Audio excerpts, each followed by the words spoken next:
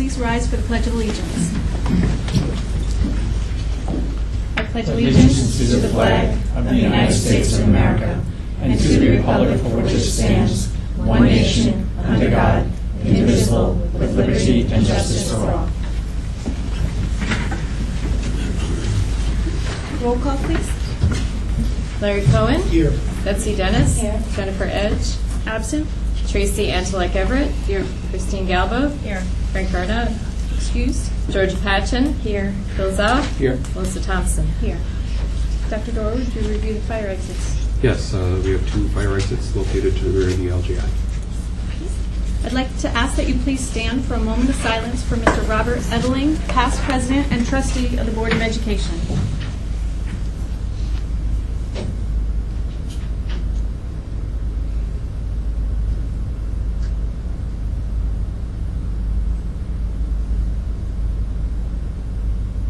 Thank you.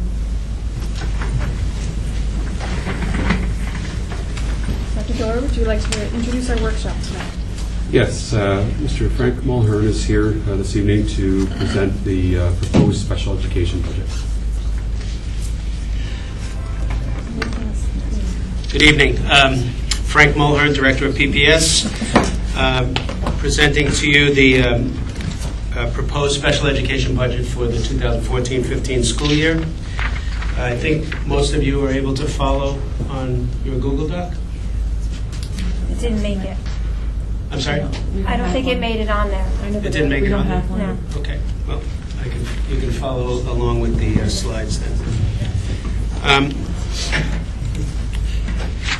I designed this so that I can somewhat summarize the key budgetary information, not only right here, but also as we go through this. But just for your background, because sometimes special education is always happening and people aren't up to date, but currently we're serving 731 students with IEPs and 504 plans. Of that 731, 544 are in-district students. We have 67 students in out-of-district placements and 120 CPSE students, preschool students. The CPSE numbers total 153 students that we are responsible for. That number has increased 15% since 2012-2013. And if we went back another year, it's up almost 25%. And it's a number to keep an eye on, and Dr. Doerr has been informed of that along the way, and I do tend to put that in the board report when it changes. IDEA funds continue to decrease. We've lost about $50,000 over the last 2 years of total grant money. For your information, we have a full continuum of special education services at the following schools: Glenham, Sargent, Rombout, and Beacon High School. What does that mean? That means that students in those programs who required are eligible and can receive integrated classes, resource room, consultant teacher, and self-contained classes. All of those are there. So if a student moves to a less restrictive environment or a different change, they don't have to change schools. That's not unusual for Rombout or the high school, but for Glenham and Sargent, that's helpful. There are specialized classrooms at Forrestal, Sargent, the high school, and the middle school. Specialized, what I mean by that is that we have a spectrum class at Forrestal. We have a therapeutic self-contained class at Sargent. We have ADL class and spectrum class currently at the middle school, and a therapeutic 9th grade class at Beacon High School. There is an increase, and these next 2 bullets are the 2 that I'm going to speak about. We have an increase of students requiring reading instruction at Rombout and Beacon High School. We now follow, at least on the high school and middle school level, a system whereby in special education we're able to offer to kids who are significantly behind in reading specialized instruction in a resource room model. There are 7 special education teachers who are all certified level 1 Wilson trainers, and they use that training to instruct students. Our intent, at least in special education, is going into the next year, is to have several more teachers on the elementary level receive and obtain that level 1 certification, and look at the inclusion of reading instruction on the elementary level. The other bullet refers to our, ADL means Activities for Daily Life. Most people refer to it as an ADL class or a life skills class. But we are going to be adding a new cohort at Beacon High School. Not because I'm inventing something new. I know the board always likes to hear about that. But just because our kids are getting older. So there is a small cohort of students who require life skills classes moving into the high school from the middle school, and possibly a student from out of district returning. So again, back to reading instruction. The program that impacts the 2014-15 budget that's of significance is, first of all, reading instruction classes. Right now, Rombat offers 4 sections of specialized reading instruction in a resource model. We've tested all the 5th graders coming in. We've been improving the instruction, and our testing indicates to us that we need to increase 2 more sections at Rombat going into next year to meet the needs and offer the necessary instruction for those students. The high school offers 5 sections of specialized reading instruction in a resource room model, and that based on testing, that needs to increase at the high school by 1 section. By the way, when I try to explain special education, I think most of you are familiar with it, but it's not a program that stays still. It really responds to the individualized needs of students, and when you look at it from year to year, it contracts and expands based on the needs of the students, as evidenced and seen in their individual IEPs. So when we're offering these this bit of information about the impact, we start with individual students. What are their needs? We do assessment and testing. We add it up. We look at what we're providing next year and make a determination. What I'm offering to you is that it is clear that for reading instruction, we need to add 2 sections at Rombat, 1 section at the high school. Again, the bottom notes are specialized reading instruction. We have 7 teachers right now, special education teachers, that this district has supported to get their certification, by the way. And they are all, most of them are using it as reading room, resource room reading instruction, using the Wilson Learning System model. I've had many, many opportunities to observe the classes. Kids make progress. Kids who are 3, 4 years behind in reading make progress, and we have measurable outcomes at a rapid pace in those classes. So, but we're in need of more. The second program I alluded to before for the 2014-15 budget are life skill classes or activities for daily living. Before I go into the first bullet, maybe you're aware, maybe you're not aware. At the middle school, we operate a spectrum class. Remember that one you approved a few years ago? Those little 3rd graders, 4th graders, 5th graders, they're now 6th, 7th, 8th graders. Some going into 9th. That's here, that's not here, at Rombat. We also at Rombat have an ADL class that we started in September of 2012. That continues, and it's doing fine. But when we look at those students in both classes and what their academic needs are and their capabilities, it is clear to us that based on the constellation of kids that we have, their needs, their learning abilities, their styles, we can actually merge those 2 classes in the 2014-15 school year. It would become a 12-1-3 class. The needs are exceptional. We do have 1 legally blind child in the class. We have other disabilities that we have to account for. And part of the reason we're able to do it is that 2 of the students from the ADL class are now eligible to move into that cohort, a cohort at the high school. So that's the second bullet there. We want to start a new ADL class at Beacon in the 14-15 school year, which will require 2 additional teacher sections. I can use the existing teacher because How do I explain this? Right now we have an ADL class at the high school. All of the kids after this June will be beyond their cohort of 12th grade. So they are 17, 18, the youngest, to 20, 21. The 2 new students coming in are 13 or 14 by the time school starts. I can't, by way of state regulation, have them in the same class. We need to start a cohort. So for those students who are 12th grade and beyond, we're going to run an abbreviated program. They will attend schools from periods 3 to periods 8. They will get academics, but for the most part, they will be fulfilling their CDOS or SACC credential, I'll explain that in a minute, requirements through the School to Work program. So that teacher will only be teaching 2 classes. She has 3 periods available, but I need 2 more sections in order to make that work. Now, at the bottom, and I was talking to Ms. Kwame about this when I came in because she had a question about it, you might be aware IEP diplomas don't exist anymore. So what we have in its place, and I'll try to explain it as best as I can. Instead of an IEP diploma for a student who is not capable, able to complete the requirements of New York State testing for what was a local high school diploma or a Regents diploma, they used to get an IEP diploma, which really was an odd term because it wasn't a diploma. It was a certificate of completion or attendance.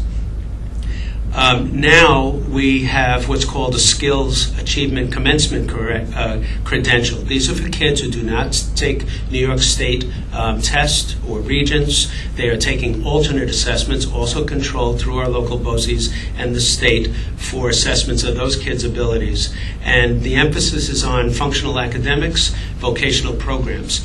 When someone asks me, what is the SACC? By the way, we're not allowed to pronounce it. It's a sad. I feel it demeans the purpose of it. So I'll say SACC. But students who receive that, to me, when I describe it to folks, it's really a credential that gives a youngster, a graduate, a well-documented and detailed resume of what their capabilities are.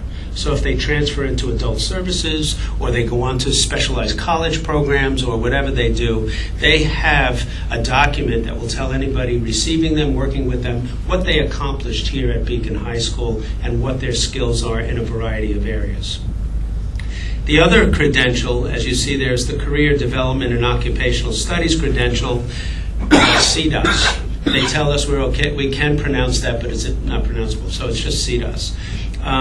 CDOS is actually for every student at Beacon High School. CDOS is a credential that outlines over the course of 4 years all areas of accomplishment, achievement, and skills. It's not just what Regents did you pass, what was your transcript say in terms of your grades. It also talks about career development and occupational studies.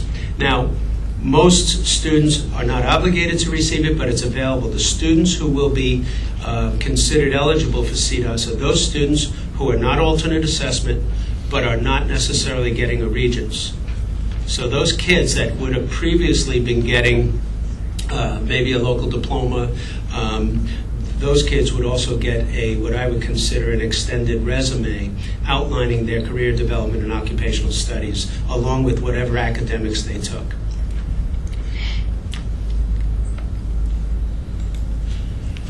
So, some more key information for you. I always like showing this slide. Dr. Dorwood knows that too because we talked about it. But I love seeing that number 67 next to total 2013-14 in the second column, and then 66. In 2008, we had 121 or 124 kids in out-of-district placements. We now average around 66. We were 70, 71. We're at 67. We project we're going to be at 66. We are keeping those numbers low because we are offering more options here in the district. And I think that's a plus for Beacon as a district.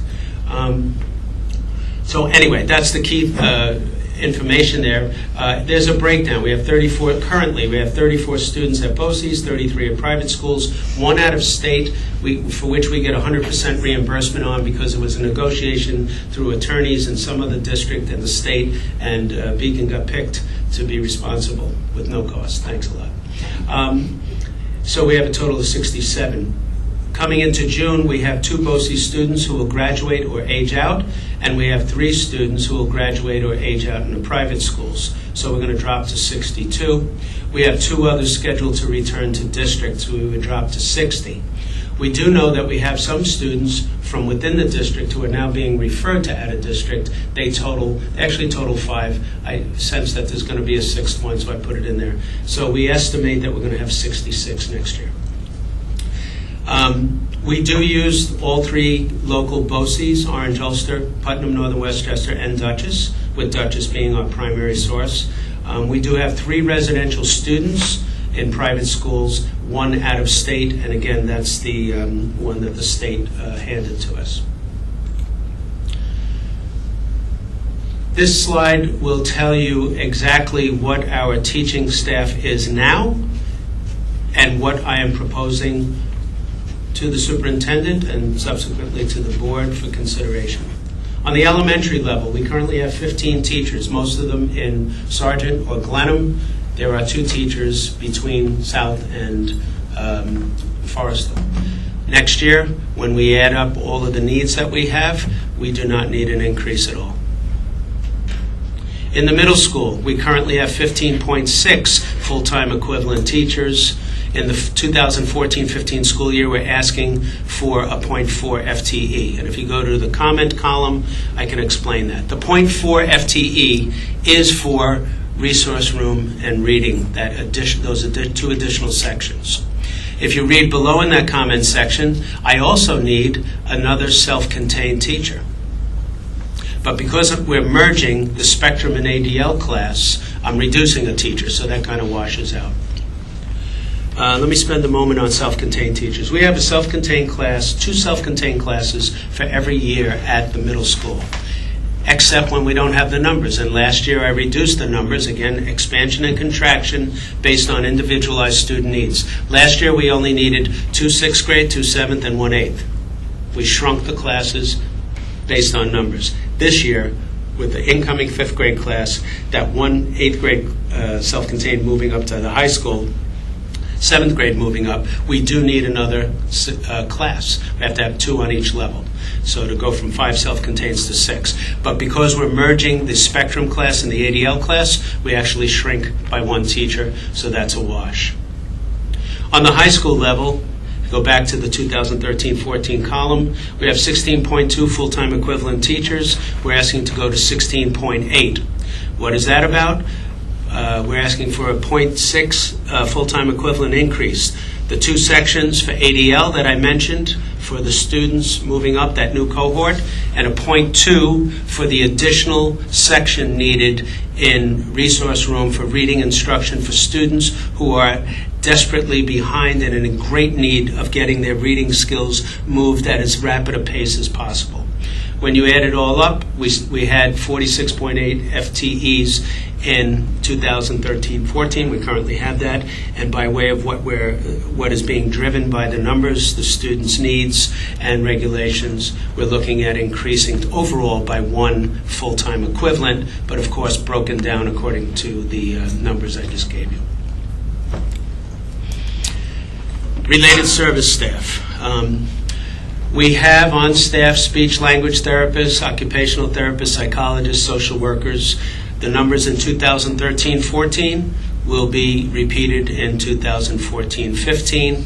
And so we had 18.4 full-time equivalents in 2013-14, and we are asking for that in 2014-15, the same number.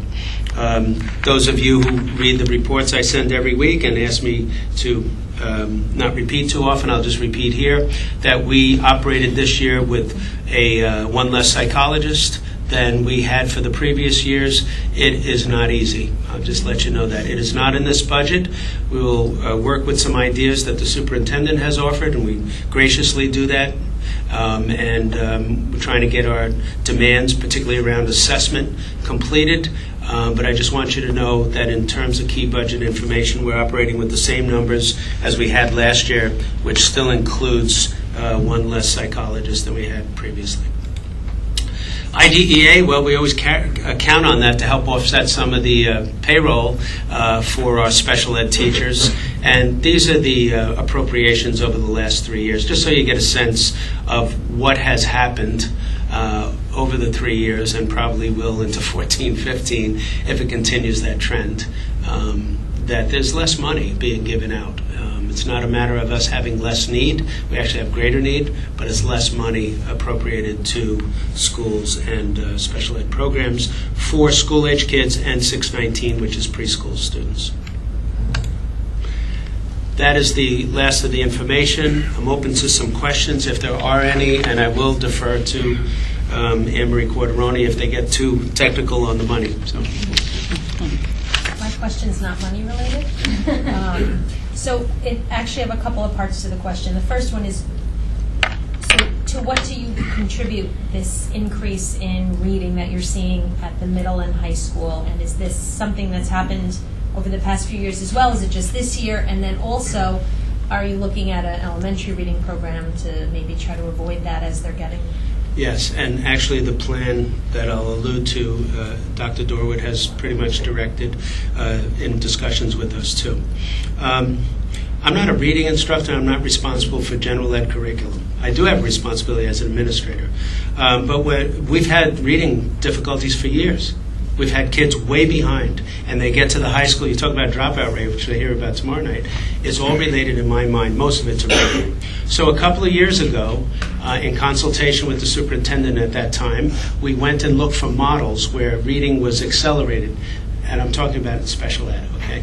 And we went to Carmel School District, where they were operating some ideas that we've adopted and pretty much put into place. But given the fact that I don't have all the access to money and I don't oversee all general ed, and given the fact that we've had numerous people over the last couple of years responsible for this, we've never gotten legs to do the whole thing at once. So I work backwards. I started with the high school, moved into the middle school, and as I mentioned before, and with Dr. Dorwood guiding us and Anne-Marie as well in terms of how to afford it, we're going to be training more special ed teachers for elementary going into next year. So the plan is to do that. To me, we have foundations, which already covers K2. And for the 3, 4, 5, we really have our own reading instructors. But I'll be honest with you, they're all excellent teachers, but they're overwhelmed. So if I can get this, and most of the kids with reading difficulties are in my department in special education. So if we could supplement that with certified teachers and morph the resource model so that it could focus on that, I think over time what you'll see is less and less need at the middle school and high school as we catch these babies when they're younger. Thank you. You're welcome. I just have another question Yeah. as well regarding the CDOS credential. Yeah. And I'm not sure if you can answer this, but it's my understanding that in order to be able to provide the CDOS credential, we need teachers that are certified in home and careers or technology in order to provide that. That's right. Is that something that That's a good question. that we're going to need to? We actually, again, this is through the IDEA grant, so I'm talking about special need kids, but I think you're right on target. I think it applies to kids in general ed, too. But in order to provide, even to our special education students, it's my understanding that, in order to provide those sections of the CDOS, that the teachers have to be certified in those areas in order to teach the class. So the largest area, because it's 54 hours of vocational work a year over 4 years, if that comes out to 216, that's what it is. We have a school-to-work program we already offer. That's going to expand a little bit next year. It all is paid for by the IDEA grant. And we're unique in Beacon because we have a school-to-work company that actually is 4 or 5 of our retired special education teachers. They're certified through the state. They offer the services required, and actually anything related to vocation would come through them. As far as the technology piece, that would have to be spoken, about with the superintendent, the assistant superintendent. But you are on target. They have to be people certified to deliver it. Thank you. You're welcome. I read that the county will no longer be responsible for kindergarten screening in separate school districts. What kind of impact does that have on you? In fact, they haven't had a responsibility for a while. They just caught up with the fact that they don't. So it's actually been passed over to districts and service providers in other counties prior to now. But in fact, any student who is coming in from CPSE into kindergarten and needs an assessment, agencies would do it. The county would either reimburse or the agencies just did it. Now, it will be the responsibility of the district to do it or to pay for it. Okay, what kind of impact do you think that will have? I have to turn to Nicole. I think there are only 6 kids in the pipeline for that, for going into kindergarten with that testing, or are there any? No, there's approximately, there's many more than that. There's many more? Yeah, around 60. How many? 60-something children. Over time, not in 1 year. I'm talking about going into next year.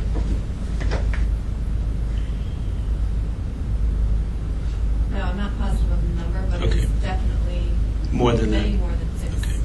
We can estimate that. I just got onto that a couple of weeks ago. So, but again, it's a responsibility passed over to a district for which we have no resource addition for that.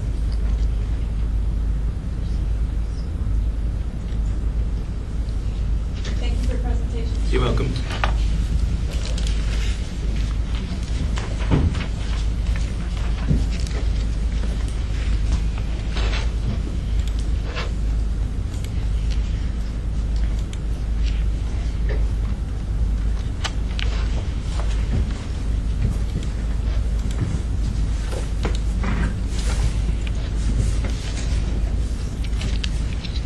May I have a motion for executive session? Motion to adjourn to executive session to review the employment history of a particular individual, and the board will return as soon as possible. Second.